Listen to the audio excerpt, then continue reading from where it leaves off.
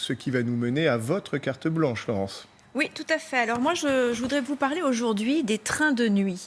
Les trains de nuit en 2016 ont été littéralement massacrés par la SNCF, ont été abandonnés. Bon, soi-disant, ils auraient été en déficit de rentabilité. En réalité, ce qui s'est passé, c'est que progressivement, on a organisé la désaffection des trains de nuit en les rendant en retard, en les annulant, etc.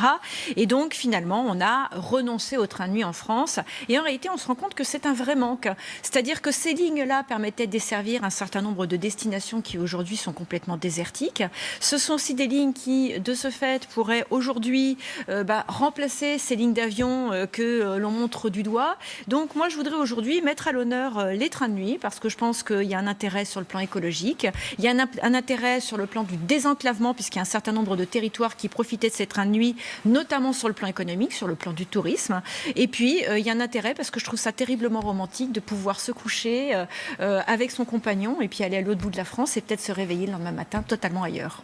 On sent le vécu peut-être. Et puis il y a quelque chose de très sociétal, non? C'est-à-dire la lenteur dans la société, c'est presque devenu une baleine blanche que tout le monde poursuit, non, Roland Carroll? Oui, oui. Moi, j'aime assez que le train arrive quand même à l'endroit où je veux aller, pas trop tard. Donc oui, Mais quand on je veux dort. bien. Moi, je veux bien des trains de nuit, mais c'est pas ma priorité. D'autres pays, je crois, comme l'Allemagne, Alors, le remettent à l'honneur. la le train Suède de et nuit. l'Écosse notamment. Alors la Suède a investi 4,5 millions d'euros pour remettre à l'honneur les trains de nuit. L'Écosse 170 millions d'euros, donc ils y croient très sincèrement. L'Europe est en train de travailler justement au rétablissement de ces lignes. Je pense que c'est une vraie solution vraiment au désenclavement des territoires. Et puis surtout, il faut arrêter, on en a parlé tout à l'heure, de cette question des services publics, il faut arrêter de parler de rentabilité des services publics. Le service public, il est là pour pallier à justement des inégalités entre les individus. Et si on considère que parce qu'une ligne n'est pas rentable, eh bien on doit la laisser tomber, en réalité on laisse tomber ceux qui sont de chaque côté de la ligne.